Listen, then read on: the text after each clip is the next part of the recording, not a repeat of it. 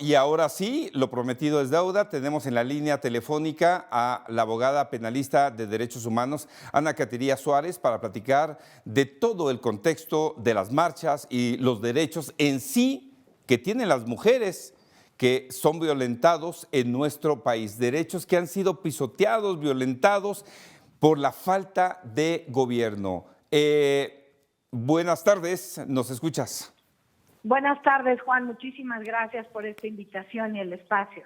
Muchísimas gracias, Ana Caterina Suárez. Espero haya pronunciado correctamente bien tu apellido, si no, corrígeme al aire. Está perfecto, Ana Caterina Suárez. Ana Caterina es mi nombre. Gracias, gracias. Dime una cosa, los derechos de las mujeres han sido violentados desde hace mucho tiempo, pese a que hay leyes que obviamente no deberíamos de hacerlo.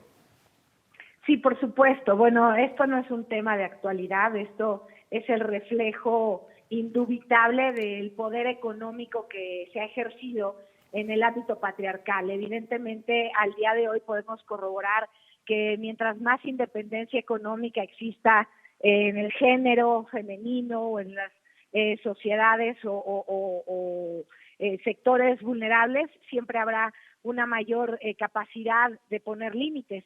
En este caso, en México, incluso vemos hace poco el derecho a la propiedad privada. Podremos pensar que pasó hace mucho, pero tenemos que voltear a ver a todas las mujeres que han luchado por nuestros derechos, el derecho al voto, el derecho a poder tener un salario igual al de los hombres. En fin, han sido muchísimos años de lucha y a pesar de que hoy encontramos un gran esfuerzo del Congreso, de diputadas, de senadoras impulsando leyes que fomenten la igualdad, la equidad de género, pues seguimos viendo con muchísima tristeza que los cotos de poder masculino son precisamente los que operan o dirigen este sistema patriarcal económico y sobre todo, como bien dijiste, la función del propio gobierno. Justamente, no, la función del propio gobierno, digamos, en Estados Unidos, no me quiero ir tan lejos, hay leyes, se respetan justamente para respetar a las mujeres. Y uno de ellos es justamente cuando a las mujeres se les lanza un piropo en los Estados Unidos. Está penadísimo. Y desde ahí justamente las mujeres hoy aquí en México están luchando por ello, para sentirse libres en las calles y fuera de la violencia que ejercemos muchas veces los varones hacia las mujeres. Por supuesto, aquí el tema de los piropos también ya está siendo penalizado en otros estados de la República. Recordemos que los derechos que son solo dados por el simple hecho de haber nacido hombres, evidentemente es muy difícil que ellos renuncien ante eso, ¿no? Y esto implica el acoso callejero, que son los mal llamados piropos. Es que, bueno, ¿por qué no reciben un buen piropo? Es que nadie te lo pidió. Estás irrumpiendo en mi vida privada, en mi caminar, en mi andar.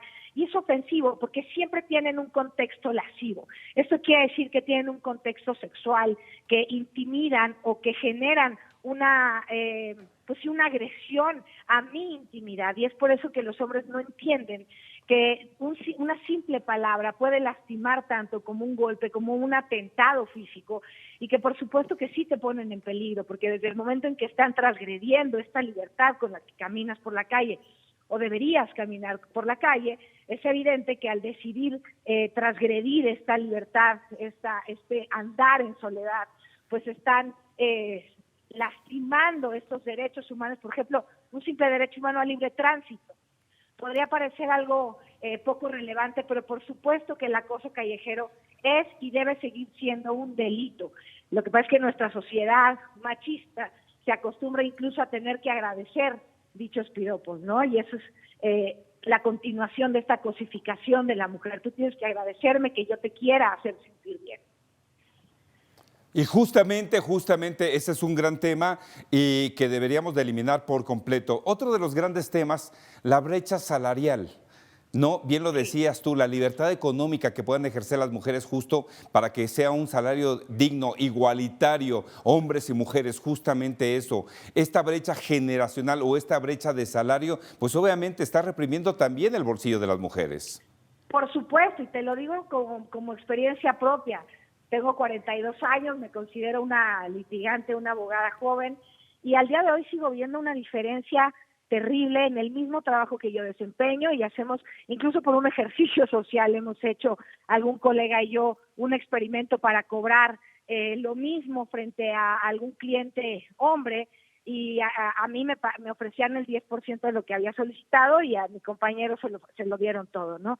Este tipo de situaciones no podemos hacerlas ajenas de una postura social o política o económica. Es igual en todo el país. Se considera incluso que el trabajo que se realiza en casa, que por ley equivale al 50% de la economía que lleva el varón a la casa, no puede ni debe ser pagado con los montos igualitarios, porque seguramente el trabajo en casa no implica tanto trabajo como el que se hace en la calle. Eso es por eso que se reformó hace muchísimos años la ley Robles, en donde incluso a pesar de que las mujeres se casaran por bienes separados, lo que se hubiera construido durante el matrimonio tendría que ser dividido entre dos, porque el trabajo que realizó la mujer, en este caso, pero también puede ser el varón, dentro de casa, permitió incrementar el número de familia, incrementar la economía, cruzar estas posibilidades que benefician a ambas partes.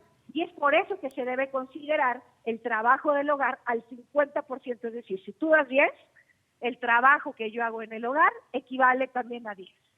Justamente por eso hoy el 8M se están manifestando, están saliendo a las calles justamente para hacerse visibles. ¿Cuáles son los derechos que deben de saber las mujeres que hoy están obviamente a su lado y que debería obviamente el gobierno respetar como tal, como ley, justamente para ellas? ¿Cuáles son esos derechos que las mujeres, seguramente muchas de ustedes ya lo saben, ya lo saben los derechos? Pero en primer lugar, tendríamos que ponderar el derecho a vivir una vida libre de violencia. Y esto no solamente es en las calles o nuestros hogares, sino también por parte de las instituciones. Existe una violencia institucional de género que no podemos describir, incluso en las instituciones públicas, en el trato que se le da, en la criminalización, en la revictimización, en todo el trabajo que se hace por parte de los servidores públicos. Pareciera que frente a las mujeres se hace un favor, ¿sí? Le voy a dar la atención, le voy a hacer el favor.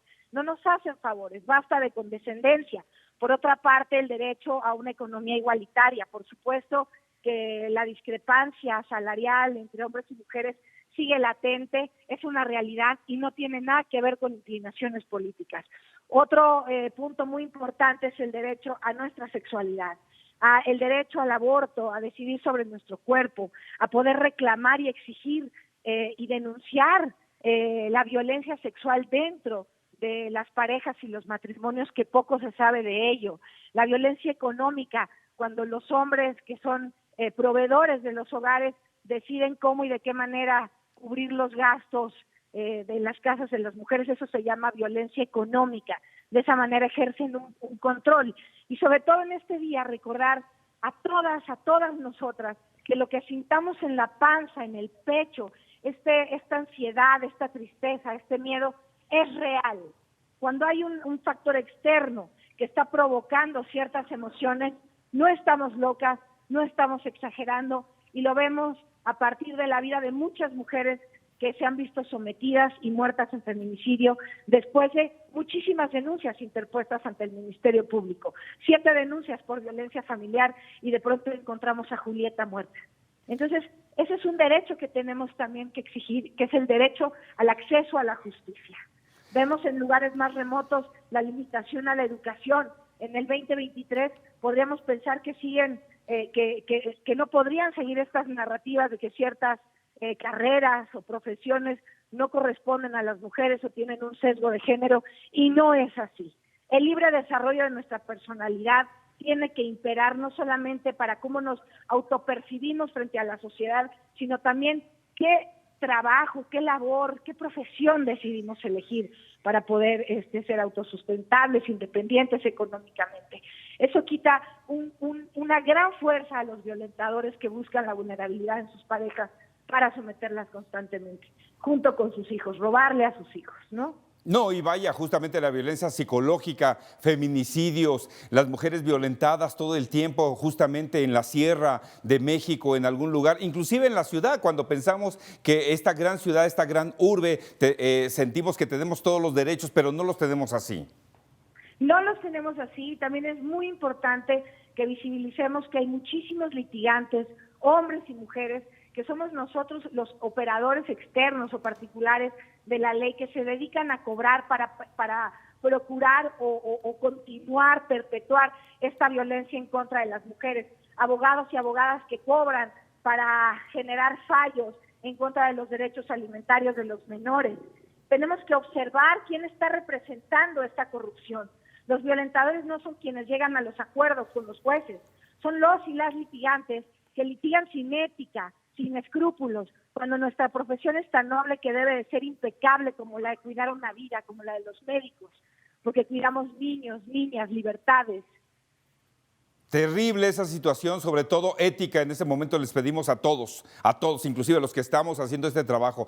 Pero sigue levantando la voz, hablas muy bien y de verdad que nos empoderas a todos y sobre todo para que conozcan las mujeres justamente cuáles son los derechos, dónde hay que denunciar, cuáles son cada una de las pautas, porque hoy es un día importantísimo para conmemorar este día tan importante. Y levantemos la voz, siempre que volteemos a un lado vamos a encontrar una mujer sorora que desgraciadamente haya vivido algo similar o igual, porque no conozco una mujer en este país que se atreva a levantar la mano y decir que no ha sido violencia de género en este país. Entonces esto es un problema de todos, es un problema social, porque en verdad sí nos están matando.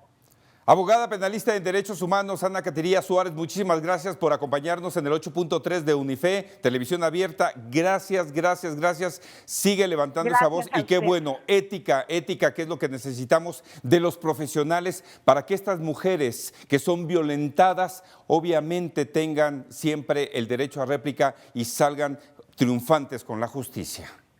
Gracias, buenas tardes. Gracias, muy buenas tardes.